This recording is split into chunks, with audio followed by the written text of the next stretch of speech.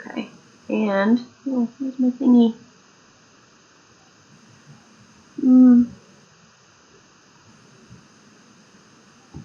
Okay. I think we're live. Hang on.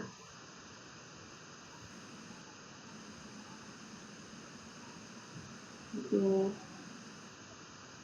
Looks like it. Yep. Wait. Awesome. Hi, everyone, and welcome to the February Talking Amongst Ourselves live show. And in honor of Valentine's Day, we're going to be talking about different love that we love in books. And so it doesn't have to be necessarily a romantic couple. It can be different kinds of love, whether it's a family or friendship. We thought it'd be fun to kind of see the different ones that we picked and see what overlap we had, or maybe there's different things that we noticed in different ones. But I guess maybe we'll do what we're currently reading first. Go around with those, and I guess I will start. So, this year has been like the year of DNFing. So I've DNF'd so much, but currently, hopefully, I'll succeed with these books. So this first one is a buddy read with Kate from the novel Nomad, and is The Fountain Overflows by Rebecca West. So this was published, I think it was in the 30s. Rebecca West is like a modern classic author. Oh, 1956. Okay, later than I thought. And it's about a family where the father is kind of this tortured genius and has trouble just successfully making enough income to support his family. And so there's lots of flux with how much income the household is going to have, and a lot of stress put on the mother, who is this, she maybe wasn't that mature when she became a mother, and then she had this husband who ended up not giving like a stable income. But this book, my enjoyment, it really depends on the chapter. Like some of the chapters I feel really engaged with it, and other chapters just feel, I don't know, really long, and kind of, I'm not confused about the details that I'm being given. So I haven't made up my mind what I think about this book. It's really well written, so I am enjoying like the descriptions and the phraseology and like the dialogue, the way it's written. But I haven't made up my mind about it. And I am 172 pages. So I've usually like made up my mind about a book that far in, but it's definitely making me think. It's just really sad. It's sad to see like such a dysfunctional family, and it feels very like real, the dysfunction that they have. Yes. And then the other one that I'm reading is a nonfiction. It's Names for the Sea, Strangers in Iceland by Sarah Moss. So Sarah Moss is like a literary fiction author that I don't know actually if I would pick up her books, but she and her family moved to Iceland. And she is a 18th century British literature, or 19th century British literature professor. And so she went to a university in Reykjavik to teach English literature. And so it's really, really beautifully written. And she has such like a love for Iceland and Nordic culture. And just it's such a different experience living there. One of the things though that I was surprised to hear, there's not many good fresh fruits and vegetables. Huh. Yeah, I think I've heard that. They have like a real, yeah, I guess maybe it's just not good farmland. So everything that any fruits and vegetables they have are very expensive because they're shipped in. Yeah, but I'm really looking forward to it because I really enjoyed the bits that I read. Like I said, it's just really beautifully written. So, and fun to read in February. Nice. It's so funny that you said like that this is the year of DNFing, and I'm like, we're just barely into February. Oh, but I say that because I've DNF'd like 15 things this year. Wow. Yeah. Wow. I am really, like, I've become such a mood reader too. So like, I'll have picked to read something to, that's what when I want to read it, and then I pick it up. I'm like, this is a good book. I'm just not in the mood for it. It's really frustrating. Well, at least you have like a pile, like a lineup, so that when you're not feeling it, you can go to the next one. That's my problem. I'll be like, and then I'm like, okay, I need to find something else to read, but what am I in the mood for? What do I feel like I want to read? I don't know. I need to just have like a pile and just grab the next one in the pile until I find what I'm looking for, I guess. I don't know. Yes. So funny. Oh, well, Bethany, do you want to tell us what you're currently reading? Sure. I just finished Murder in the Muse by Agatha Christie. Sorry. And I thought, for some reason, okay, this is just a mystery novel. I should have actually read the cover. Then I would have discovered it's 3 or 4 short stories in one novel. And I was like, because I do like short stories, but I don't like mystery short stories. And it's really funny because I feel like the depth isn't there. Like, it's just like, hurry up and it's solved. And then you don't really get to know the characters. You don't really get the background, or the setting is like quite as much. And I don't know. I just feel like it's kind of, yeah, it's like abridged. It's like, okay, here you go. Here's your quick mystery. And I'm just like, oh, but like, part of the reason I like mysteries is I like the setting. I like the characters. I do like puzzle mysteries. So I'm like, why don't the short stories work for me? It's still the same format. It's just, I guess I miss some of the depth. I don't know, but I just can't get on with them. I'm like, I read through them and I'm just kind of like slogging through like, oh, well, that one's over. Now I don't feel motivated to read the next one. And whereas when it's a novel, I'm like, oh, I gotta find out. I gotta like continue through. So anyway, I picked up The Clockmaker's Daughter by Kate Morton. Katie from Life Between Words talks about Kate Morton a little bit. I know she's mentioned her, and like a lot of times when she's doing her YouTube video, you can see on her shelf, like behind where she films, that she's got like a collection of Kate Morton novels, and she said she loves them a lot. So, like, you know what? Maybe that'll be something like kind of like I want something mild. Like, I just read in January Where the Crawdads Sing and This Tender Land. And they're very beautifully written, but they're also kind of like, whoa, they're like, there's some heaviness to them. And I'm like, I don't know how heavy this is going to be. I feel like it's sort of advertised as a little bit lighter, but beautiful writing. Yeah. I don't know. Yeah. We'll see. I read it. Oh, you've read it? I read it within the last 2 months. I can't remember if I read it in December or January. Wait, this year? I can't remember. Hang on. I read it relatively recently. I didn't realize you had read it so recently. That's too funny. We're like seriously hang on. Let me like pull up. reading these books. Let me pull up when I read it. It was not that long ago. Okay. It has maybe it was December. Scrolling. December 11th is when I finished it. Wow. I started it December 3rd and finished it December 11th.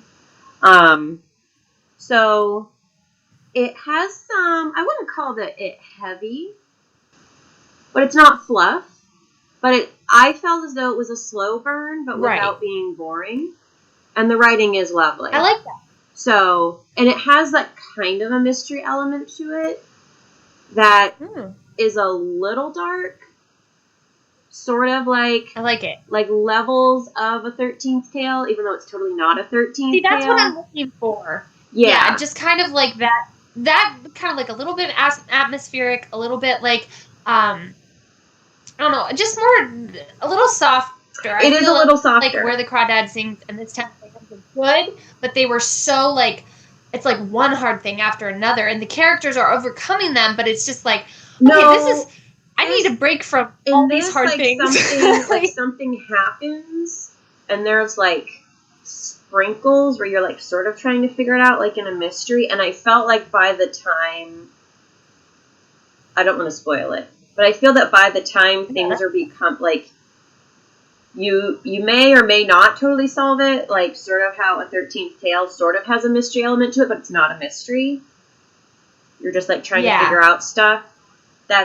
It's very different. I don't want to say it's the 13th Tale because they're different, but I feel as though it has some similar elements. But I can see what you're saying, like some of the elements are similar, and that's I really enjoy books that are like that have, you know, some little mystery elements to them, some really pretty writing, you know, some really interesting relationships between characters, Yes. and like a lot of times like safe spots, like, you know, you're even if it's like a spooky house or whatever, but it's like it's, you know, the land isn't going to come up and eat them alive or whatever. Yes. I don't always like it when the landscape is a character that's trying to destroy the other characters, and they're like constantly fighting against each other and against the atmosphere around them. Like, I get really stressed out. I'm like, there's nothing that's safe. There's nowhere that can be that's safe. There's got to be some relief in there.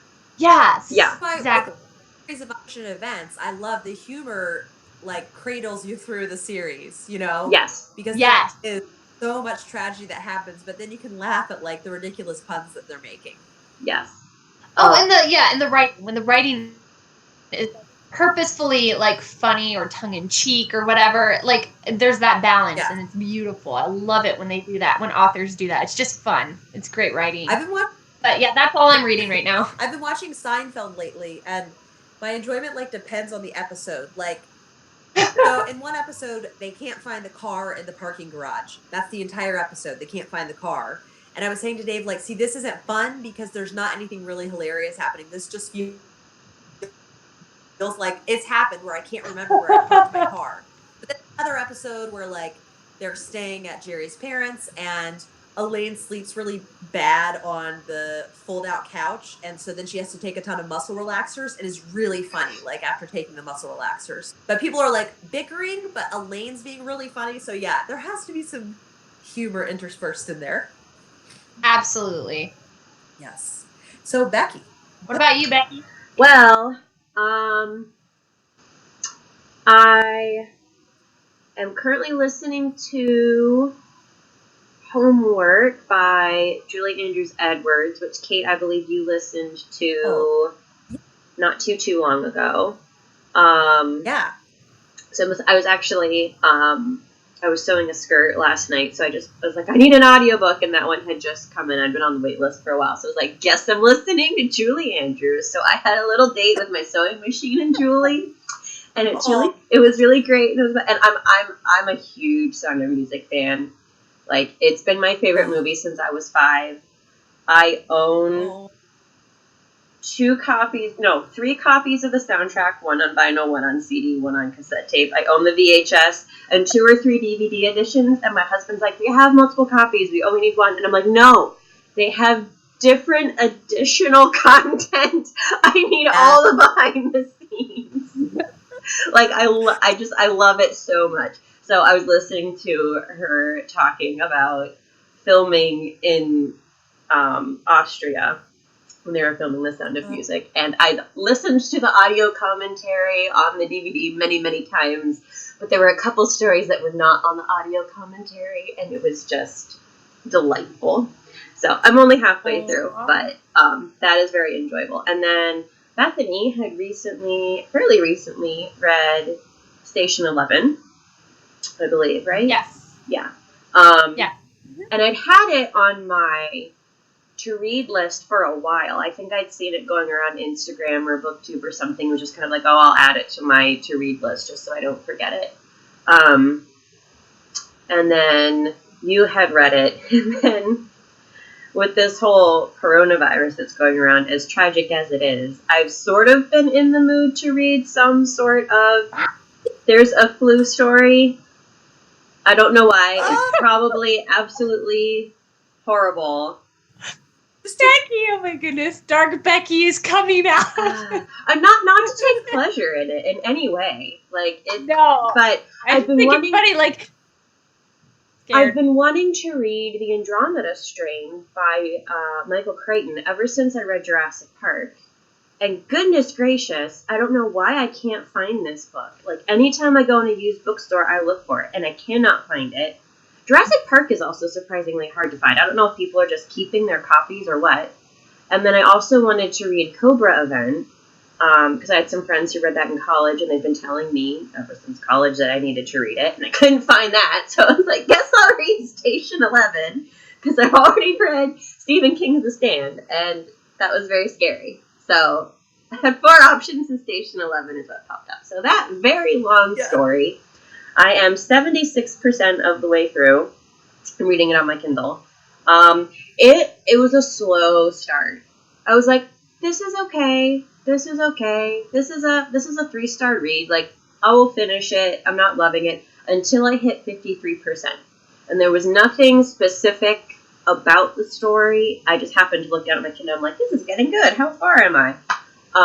And somewhere around 52, 53%, I think I had gone enough into the story that I started caring about the characters more. I was introduced to a lot of characters at the very beginning of the story, so I felt like I was having trouble sorting their backstory and having trouble figuring out how they did or didn't relate to one another.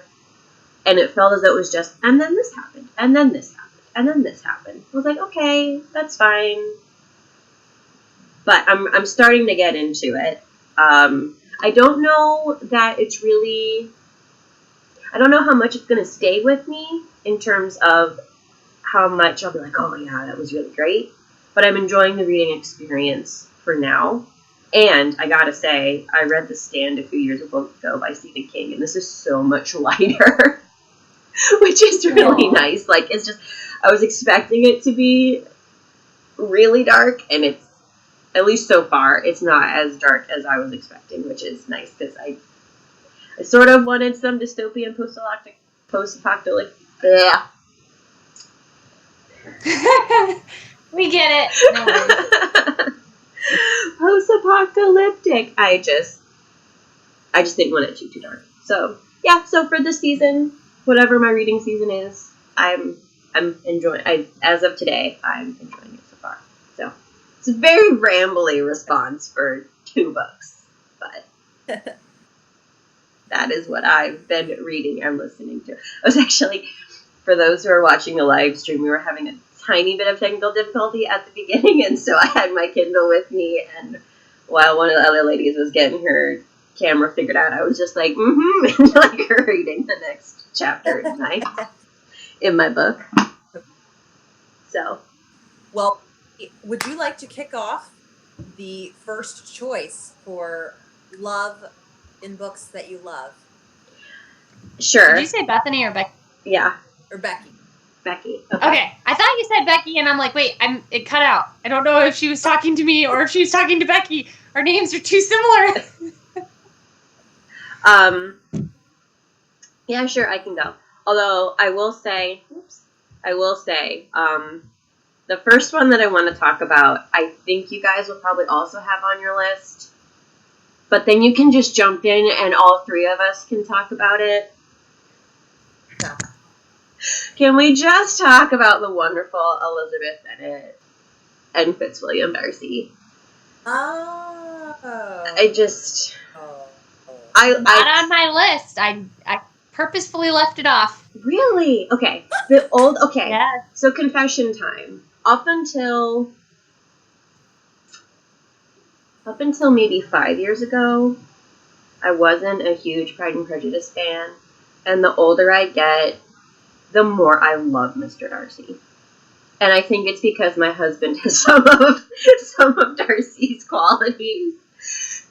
So anyway, the older I get, the more I find complexities in that story and their interactions with one another.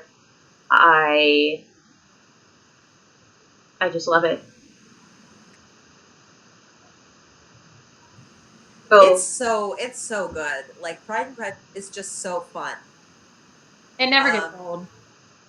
It doesn't ever get old. But Never. actually, I think when I read Jane Austen or when I watch Jane Austen, I enjoy the stories, but I'm actually not a person who's like, oh, I'd love to be with that character.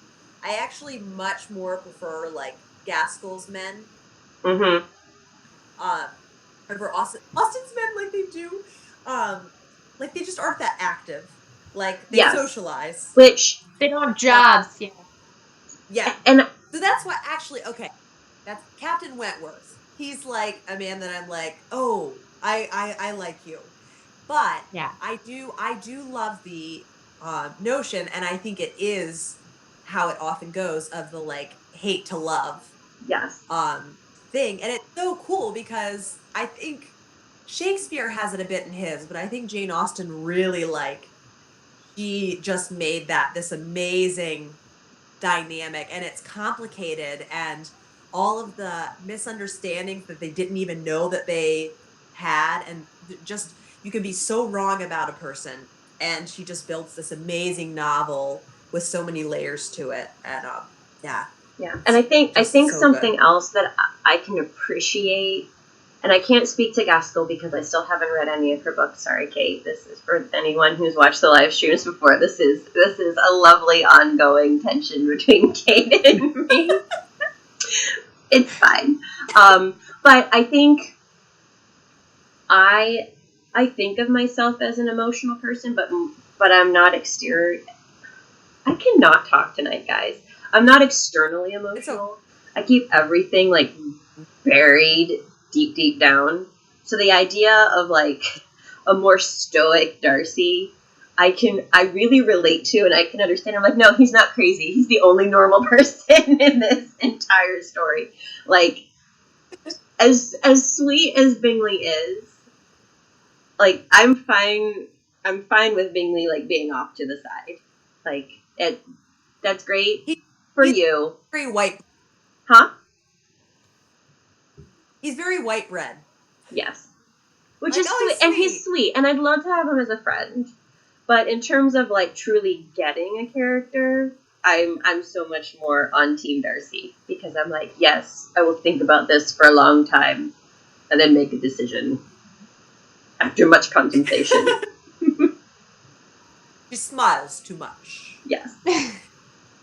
Oh, well, Becky, speaking of Gaskell, then I nominate that the first Gaskell you start with should be North and South, because the dynamic between John Thornton, and Margaret Hale is very Oh Darcy yeah, and I Elizabeth. think it'll definitely be what you like And right up your alley. And Becky. honestly, what both of But you he have talked about with Elizabeth Gaskell, I do, and I enjoy an industrialization storyline, and I find that really interesting. So I've already decided North and South probably will be the first one that I read. I just want to make sure I'm in the right mood so I can give it a fair chance for Kate's sake.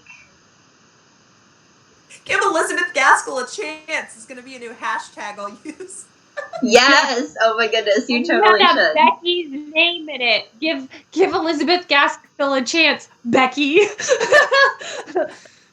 Becky will be like, hold my milk the first time she reads North and South.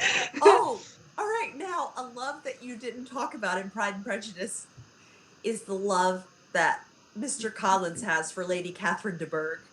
Yes. Oh my gosh, I love it. I love it so much. But not as much as he loves her. It's so true. That's the love story that's beyond any other. Yes. True And devotion. I love that she is included in one of his proposals. Like, Lady Catherine de Bourgh believes blah, blah, blah. I wish we could have seen his proposal to Charlotte because, like, I feel like she would have come up again. Like, he pretty much would have kept with the same pattern. Yeah. Oh, yeah. Yes. Okay. Yeah. I will show mine. And it's maybe a bit ironic, but so this is Bury Your Dead by Bethany.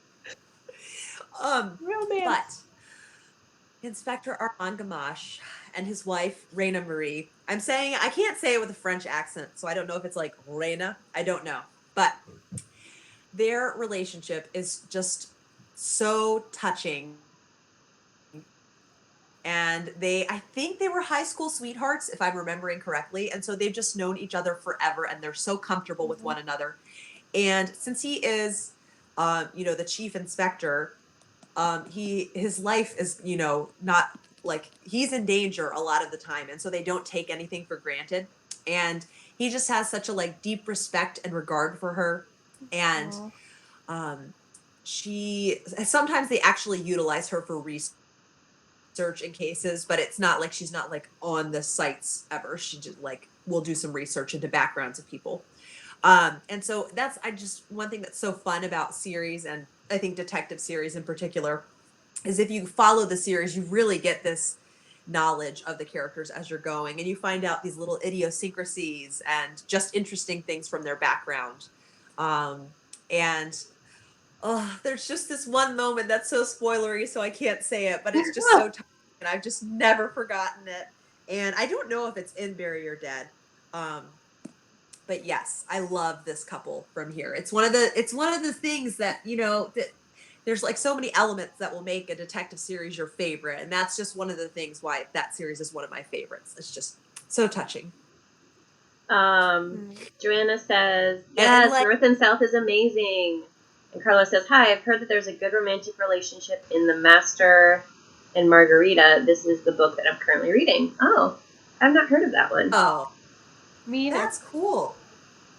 And I guess also there's so many stories about new love and kind of infatuation, and so I think it's neat when you see in books kind of this more what's realistic if you're going to be married for a long time is this committed love that you have for one another. Yes. Yes.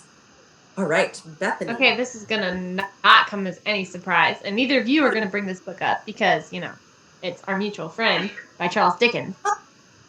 Although maybe you would, I don't know. But like this, I feel like this book is the embodiment of love in so many different like relationships throughout the novel.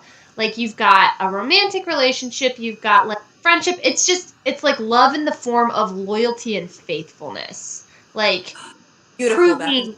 proving loyalty. Like it's just gorgeous. Oh, so many things. It's like the thread of the novel is loyalty, and I love and the box.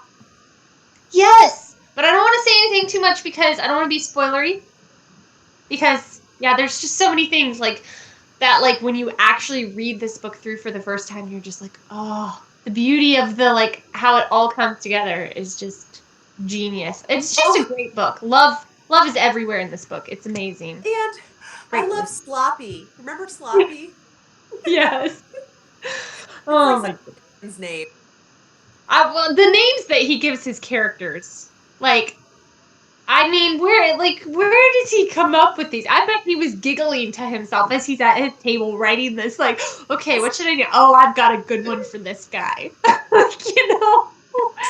Oh my goodness. But beautiful. It's a beautiful story. If you can give it the time, it's a long chunker, but it's just so good. Love the loyalty thread. Like, oh, so good. Becky? Okay.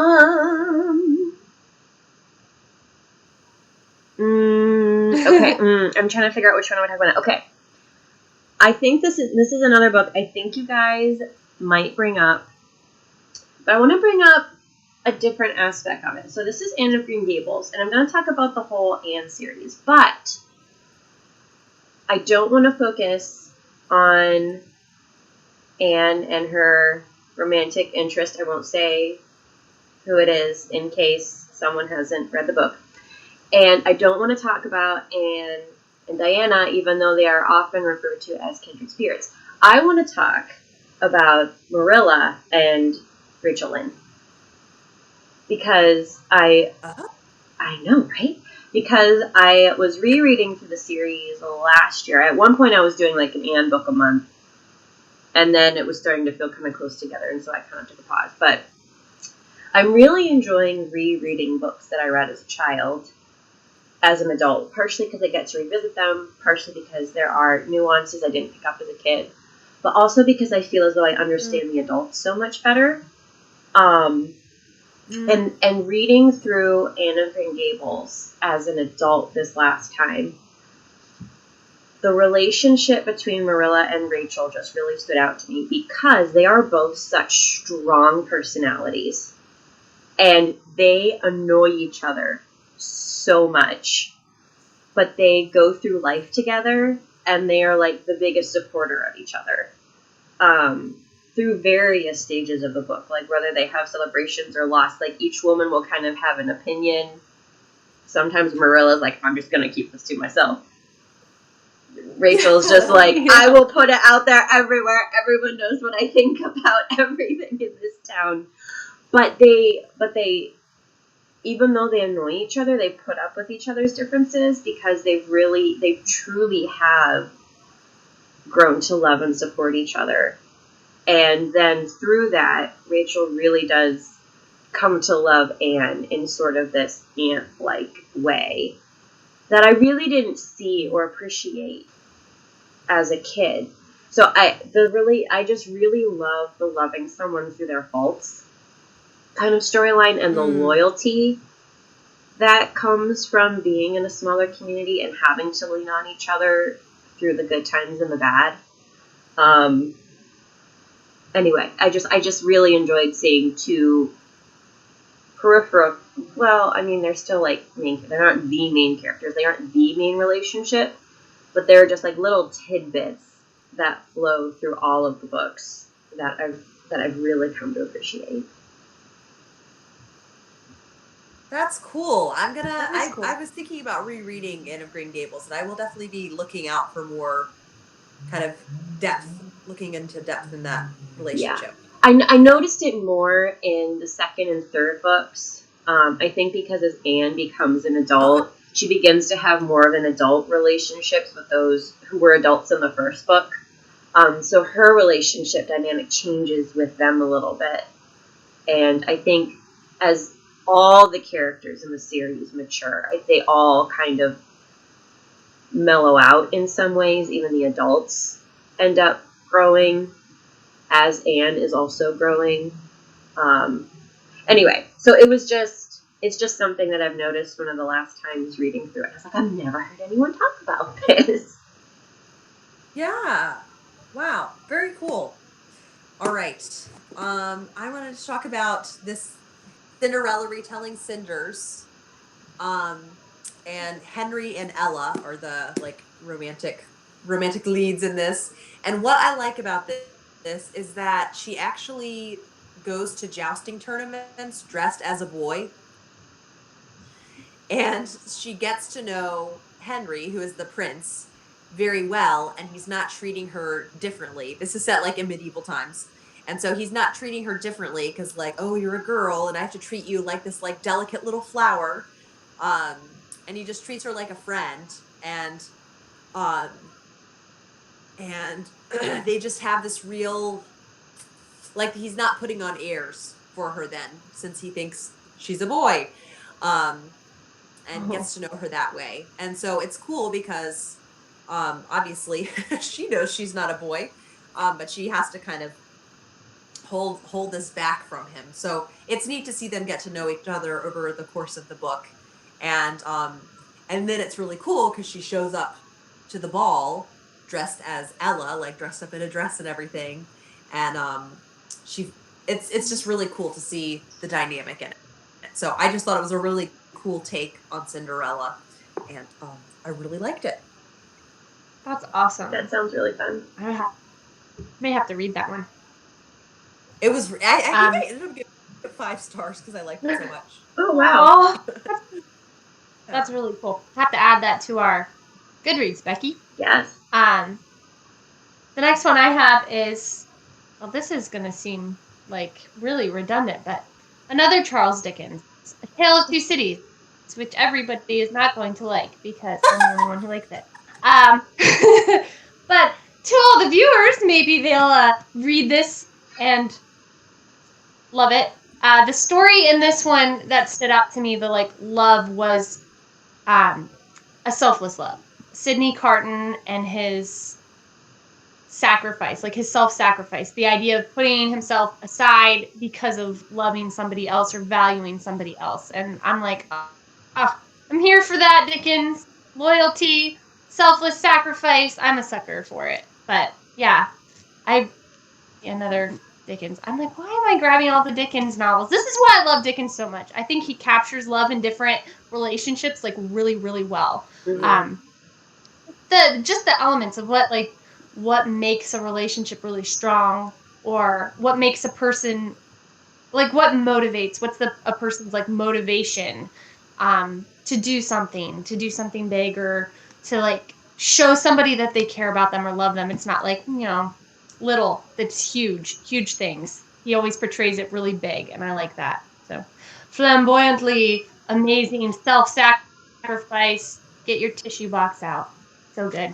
Well, for some people, it might be a little heavy on the description that people are like, okay, is this love or not? Please get to the end of the sentence, please. I can understand that. Dickens can get a little verbose in places, but I do love the themes.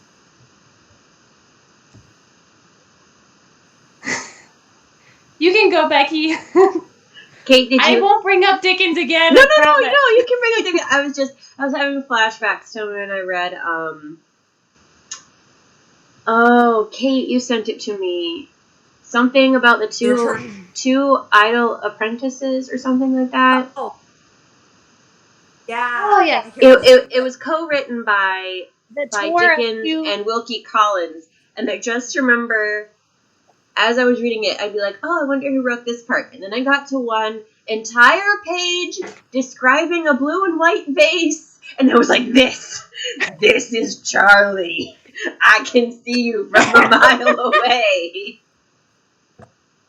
I've been burned like before. So when you're talking about description, my mind was kind of wandering, and I was like, oh, flashback to this description.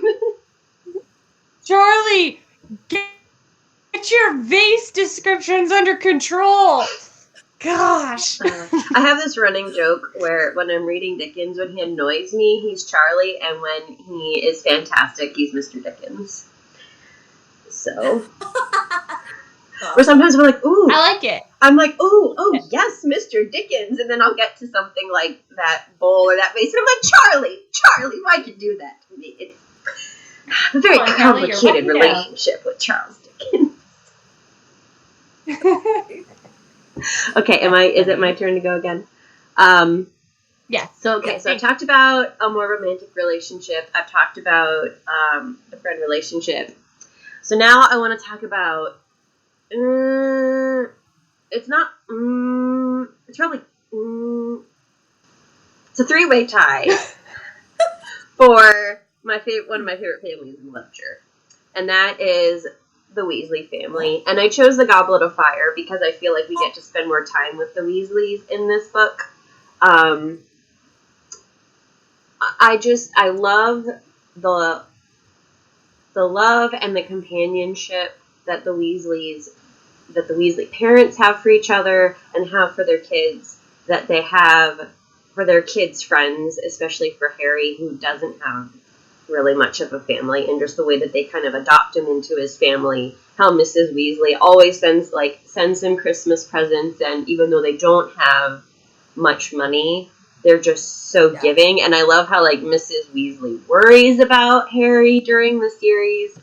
And the siblings fight like siblings, and there are in some of the later books, there are some tensions with some family members.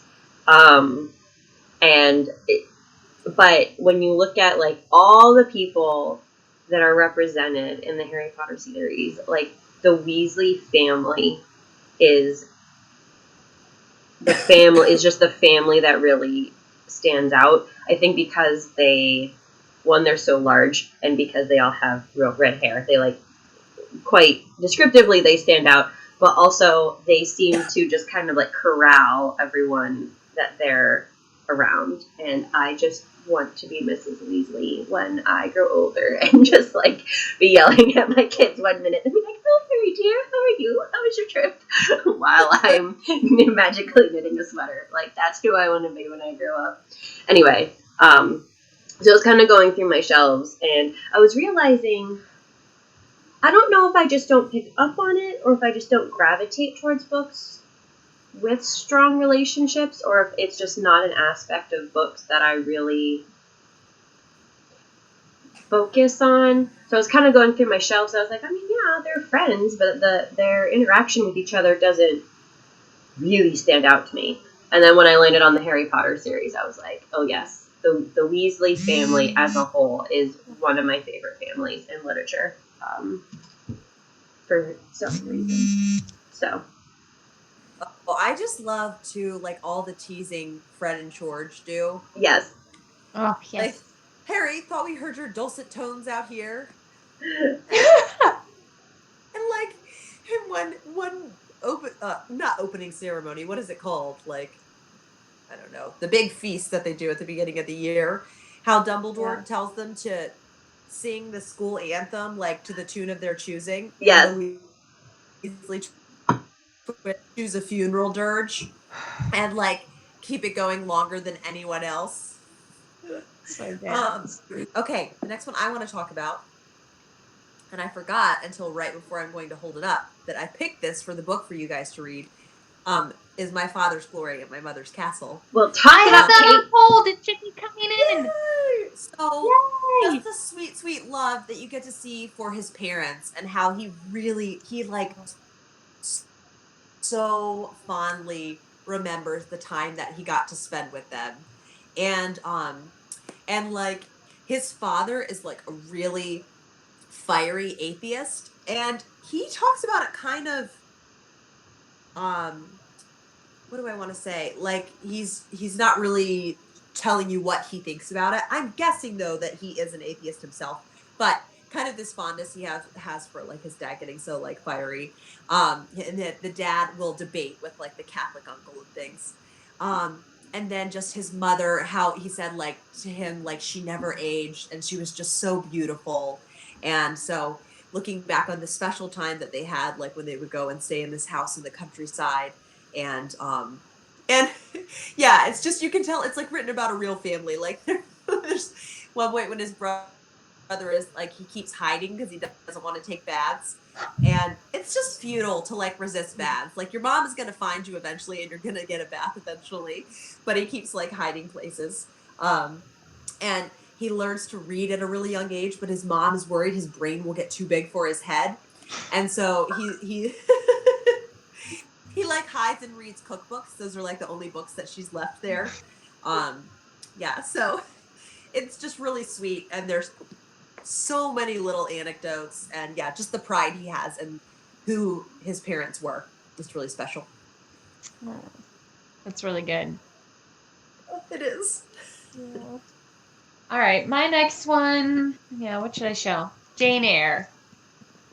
And it's actually her love for herself that I think stands out, which is kind of weird because we're talking about relationships. But like, I just love the fact that she values herself so much, and like she knows her own worth, that she's not like, a lot of these like romances or whatever, I think, get kind of caught up, swept up away in like the romance element of it. And Jane Eyre kind of like, it's got this romance, it's very sweeping, and then she's just kind of like, hold up. Like, Yes. I value me too. Like, she doesn't throw herself or her values away because of a romance. She values herself as a person. She respects herself as a person, and I think like that is just so cool to see in, and not necessarily like a romance. It is, but it isn't, So it's like, I don't know, I love that aspect of this story. Like there's a little bit of everything. I think pretty much everything. Yeah. I don't think there's a whole lot of female friendship in this too. There's a little bit of everything in Jane Eyre, which is great. But I love the fact that she's got that love and self-respect, that she's gonna just like, she doesn't have to have romance over her own self-respect, or instead of her own self-respect. So yeah, Jane Eyre. Weird. It's a weird pick, but I saw it and I was like, yes, Jane Eyre. She loves herself. She's true to herself. That, how much more loving can you get? You start with loving yourself. Go, Jane. You go, Jane. We love you, Yeah. Jane. Stand up for yourself, Jane. I love it. Becky, what? This was even weirder than the Marilla. No, I'm just. I must be in a weird daydream phase because I was picturing like exactly where I was sitting when I read Jane Eyre for the first time. Really? And one particular scene where I do that too. Yeah, and I was picturing one scene with Jane Eyre, just that book. Yeah, and I remember. Huh? What'd you say, Bethany? Oh, I said I do that too, just with Jane Eyre, because I read it at my dad's dad, Opa. I read it at his house. Oh, that's funny. When we were over there for Thanksgiving. Anyway, and I remember like sitting reading it. I was reading it on the daybed in our guest room, like up next to the window, and I was just remembering, I won't spoil it for those who haven't read it yet, but I was remembering this one very crucial part of the book where Jane really stands up for herself. And I remember just thinking, like, this book was written when? This was, like, so forward-thinking for its time. So as you were describing it, I wasn't sitting here going, oh my gosh, this is weird. I was having flashbacks to when I was realizing how much self-respect Jane had for herself. And I was just kind of, like, being whisked away on that. It's funny because I get so annoyed by daydreamers in novels. I'm like, who has their heads up in the clouds all the time thinking about fairies? And then I think of myself and I'm like, I'm sitting here daydreaming about books. So we have a comment. Bobby Sue Davis says, I love the friendship between Jane and Helen Burns. It makes me cry every time I read it. Yeah, I forgot about that. So it's beautiful. That's a beautiful relationship.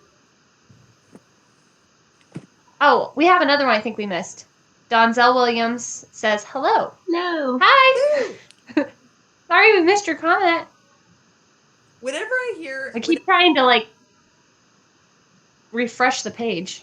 I don't know, you saying hello like that just jogged my memory, and I was thinking of the scene of Mary Poppins when they're like, you hello, you hello. I just watched that literally like yesterday. Yes, and I was like sitting here laughing, like when Mrs. Banks was singing about the men. You know, we love men individually, but as a group, we agree they're rather stupid. I'm like, oh my goodness! I'm like, I forgot this was a line in this movie. Oh my goodness, cracks me up. Oh, I love it. So funny. Becky, what is your next pick? Again, this is kind of this is just an iconic one, and I feel like people are gonna be like, yep.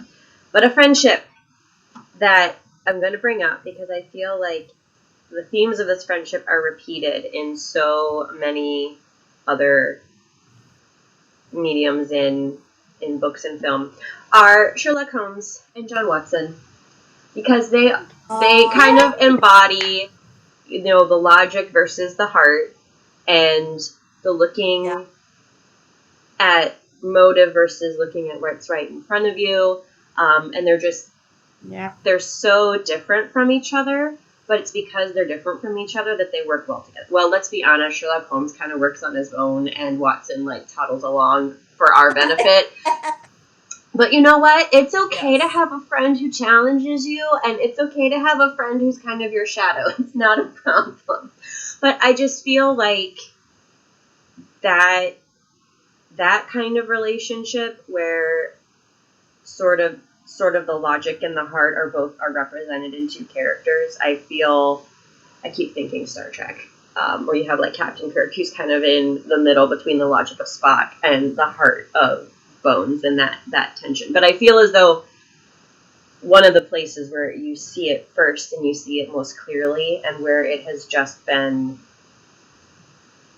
beloved by audiences, is in Sherlock Holmes and Watson. And when you think about Sherlock Holmes is kind of isolated. He knows a lot of people, but he doesn't have a ton of friends, and yet he's totally cool with Watson just like hanging around him. Like, he's fine with Watson being in his circle. He really has a trust for him there. Yeah. I don't know. I was kind of going through my shelves like, what relationships stand out? And I was like, Watson and Holmes. Like, really, when you think of a duo, can you really think of any others that are kind of on the same level? So anyway, I'm holding up The Adventures of Sherlock Holmes just because I feel as though that's one of the most read Sherlock Holmes collections, and it has some of my favorite short stories in it. Especially The Red-Headed League is just so wonderful because I feel like Watson and Holmes are such polar opposites and coming at things from totally different angles, and I love it. So, Adventures of Sherlock Holmes. A little bit like who is Poirot and Hastings. Yeah. Well, yes. and I think in a lot.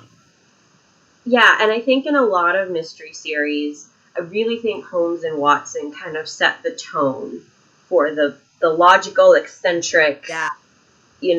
Inspector or Yes. gentleman inspector, and then more of a lay person, even though Watson is a doctor and a formal soldier, like he's not quite on the same level as Holmes. I feel as though what Sir Arthur Conan Doyle did set the tone for the rest of the mystery genre.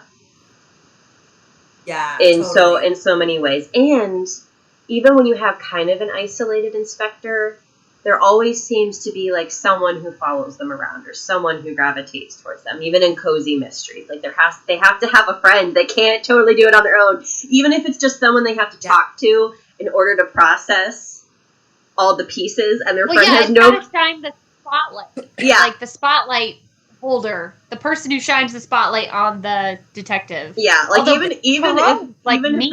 even if the friend has cases. no clue what's going on, and the detective is just like, "Oh, I'm going to talk about this," and I've got it, and runs out, and the friend is like, "I've got no clue what's going on, but I'm glad I was a listening ear." Like they'll be like, "Oh, here, you should have this pink lemonade I made." Oh, I have been such an idiot. Pink lemonade. That's Perot. Yeah, he's always like, "Oh, I'm so stupid. My gray cells have failed me." Yeah, it's funny. In the Agatha Raisin series, it's the vicar's wife that she talks to. Mrs. Blockby. I need to give Agatha Raisin another try, because you keep talking about it, and I read the first one, and the first one was not for me. And I don't know if it's because I did audiobook or what. Wasn't for you, or was it just the book in general? I don't know. I feel like I need to give her. It was a couple years ago, almost 2 years ago, exactly. I think so. I think it might be time for me to give her another try. I think it's worth another try if you were like, "Oh, it's Agatha. She drove me crazy." I think maybe that was a warm up book. I don't know. Yeah. Yeah, it's really. She's keeping things going. Like there's developments that are happening and things that, and I accidentally saw spoilers for like later books. I'm like, oh, that's really different. So and now she passed away. MC Beaton passed away like early January. Oh. So now for Hamish Macbeth and Agatha Raisin series, I'm like, well, that will be like the last book in those series, unless there was one she had ready and it just hadn't been published yet. Yeah. But she was a busy lady. She said she lost count of how many books she wrote, because she also did Regency romances, which I think that's so fun. Like you're like, oh, I think I'll like test the waters with this kind of book now. Wow. Okay. So another relationship I want to talk about are Laura and Mary Ingalls from the Little Racer. There's a lot of love. Yes, there's a lot of love going on in this whole series. I know. Such fun reading these aloud to Peter, and I found myself unintentionally reading them like Cherry Jones does in the audiobooks. Just because she does them so perfectly. Just different, like the pacing she does with saying certain things. But anyhow, I really think Laura and Mary's relationship, I had forgotten which one this specific conversation I'm thinking about. And I'm going to try to leave out spoilers for certain things that have happened. But this specific conversation they have that is this real heart to heart. And they are really different personalities, Mary and Laura. And they're very much like my older sister and me, where my older sister was like the Pharisee and like, oh, I am so glad I am not rebellious. Like that like my younger sister. And they have this conversation, and Laura said, I used to be like really frustrated with you, and you always showed off when you were good, like you were being good for showing off. And Mary's like, that's exactly what I was doing. And now I'm that's not why I'm good now. And what's just so sweet is there are certain things that happen in their family, and Laura really, really wants Mary to be able to go to school. And so just the selflessness that she has in being willing to take different jobs that she might not enjoy that much. And it's really hard work, but just really sometimes just loving someone so much that you are willing to do that and kind of putting your needs on the back burner. It's not that you should totally burn yourself out for someone, because you can't keep that up for that long, but just to really go out of your way to help someone and do that, and it's just, I love it. And so it's neat to see that kind of evolution in sibling relationships. So hopefully, you hope that even, kids who fight a lot when they're younger will grow to have a real friendship when they're older. Um, and then of course, Ma and Pa just have such a wonderful, wonderful relationship, and he really does. It's like, I think sometimes people can think of a lot of bad examples for how marriage would have been, maybe 100 years ago, 200 years ago, but this is a really good example. Like, he really values her opinion, Mm-hmm. and a couple times she puts her foot down when he really wants to do something, and she just says no, like, please don't do that, and he listens to her. So he wants her to be happy, but just how they really they work so hard to support one another. And that's all I have to say about the Little House series. I love it. That's a great example. Really good. Do you have another one, Bethany? Okay. Yes, and that's Airs Above the Ground Ooh. by Mary Stewart. I loved this one. Oh, the love story in it. I don't know if it was like really like a super love story, but like the couple was already married. Oh, I like that. That's a really cute addition. Yeah, that's like the vintage fashion cover. Yeah, that's cute. I like it's purple, which is my favorite color. My favorite Mary Stewart. Well, maybe my favorite. I don't know. The Moon Spinners and the Nine Coaches Waiting. There's so many good ones. How do you choose? But Airs Above the Ground is fun because you've got a mystery, but it's a little more of a romance than a mystery, I think. And it just shows, like, it keeps showing the husband and, like, just how he cares for his wife. Like, the way he sees her and, like, the way he tries to protect her and stuff. But while also he's pretty, like, seemingly easygoing. But he still really very strongly cares about his wife. And I love that. Like, the qualities of the male protagonist in this book are just so cute. They're just great. It's a fun, light, like, I don't know. It's a great read for a Valentine's Day or whatever. Like, if you want a little romance, it's like a light but fun with a little mystery, a little thriller, a little bit of suspense. Like, oh, this one's just so good for that. It hit everything on the head for me when I read it. I was like, yep, knocked that out of the park. Love the characters, love the dynamic, love the fact that they're like, it's a husband and wife, which is really unique for Mary Stewart, because most of her couples in her, like, romances or suspense novels are just meeting or like very new to each other. A lot of times she doesn't have like an already established husband and wife going through a book together. So I thought that was a really good twist. The Mary Stewart actually that I picked. Were you going to say something about Airs Above the Ground, Becky? I was, but it's okay. You can. It's a different Mary Stewart, so you go ahead. Okay, I was just gonna say Bethany and I buddy read Airs Above the Ground, and she and I got so into it that we were like mentally casting characters. Like, okay, if this is a movie, this character, I think they look like this, and I think their outfits would look like this, and this is how I picture where they're staying. And we're like, we'd each had these pictures in our minds, and we were trying to get on Pinterest and Google and, like, trying to find images and send them to each other. And it's funny because all except for one character, I think Bethany and I had, like, very similar mental images. So one of us would be like, I think the husband looks like this. And he'd be like, oh my goodness, yes, that's so perfect. I love it. Yeah, so we picked Jude Law for the husband. Yes. If that gives you an idea. Yeah, he's just kind of like, it was like a guy who is able to blend in. Like, he's not necessarily like, he doesn't stand out. Like, he could kind of look like anybody.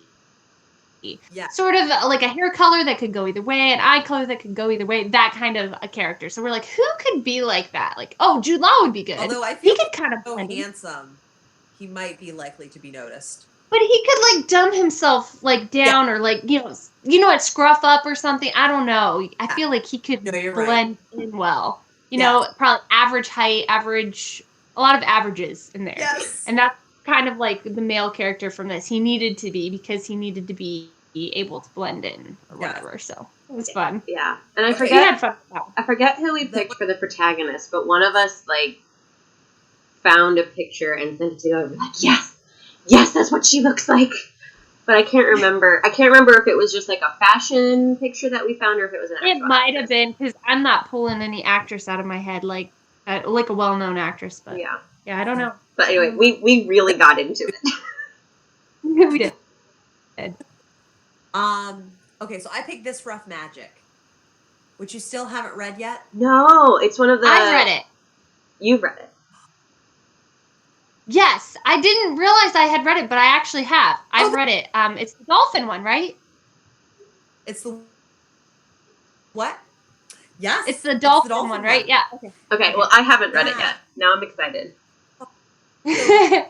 Max, are the couple in this one, and it's they have like a total meet cute, as they call it, and the way that like while all this crazy information is slowly being revealed, they're getting to know one another more, and there's some really intense scenes of mortal peril, and I really love the flow of this one.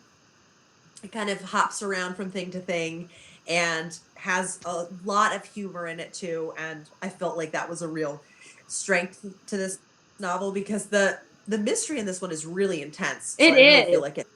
Yeah. Oh yeah. So Becky's like, hold my milk. it really, and you know what, Becky, I will say though, okay, if you are feeling like you want a great summer read, especially if you're going on vacation, this would be a really fun vacation. Oh yeah. Okay. So maybe not read it in February. I mean, it's great anytime. Okay. But if you want to have in your your arsenal, is that what they Yes. say?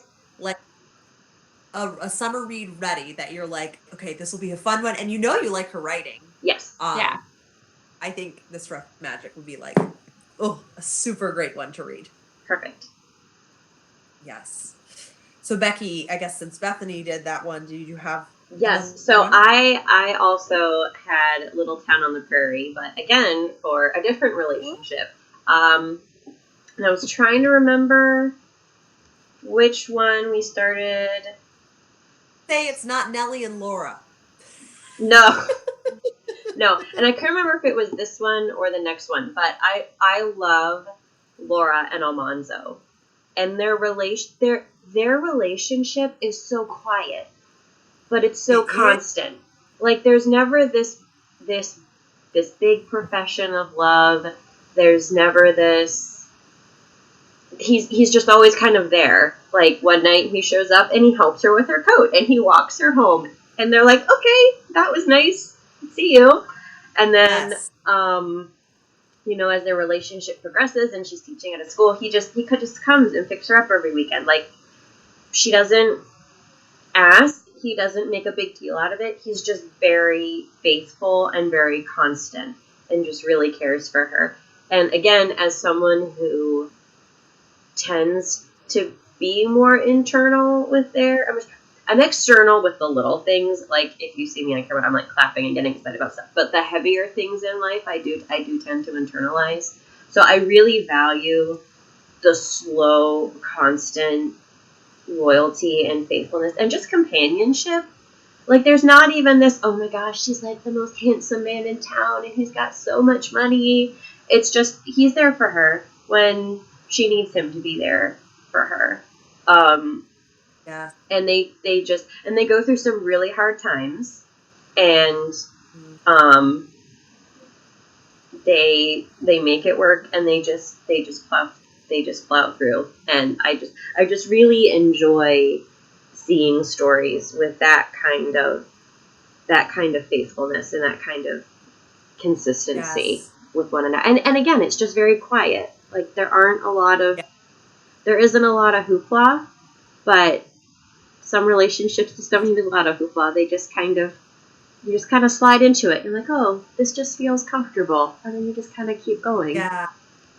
Well, and the actions like speak louder than the words, you know? It's like he doesn't need the flowery speeches or whatever. He's just there for her. Like Yeah. those actions are all he needs, and it speaks for itself. Like, Yeah. I agree. And it's not, That's a lot of what he does is not self-seeking. Like when he picks her up, yes, he likes taking her for rides in the sleigh, but he's picking her up to take her home to her family because he knows that that's something that she really values. So yes, it's, I guess, partially selfish because you get to spend time with her, but the ultimate goal is because he wants her to be with her family, and he knows that that's something that she values. So there's also a sense of, you know, sacrifice, like something a little bit deeper there that I've just always really so. Can you hear me? Yes. Hello. I can hear you now.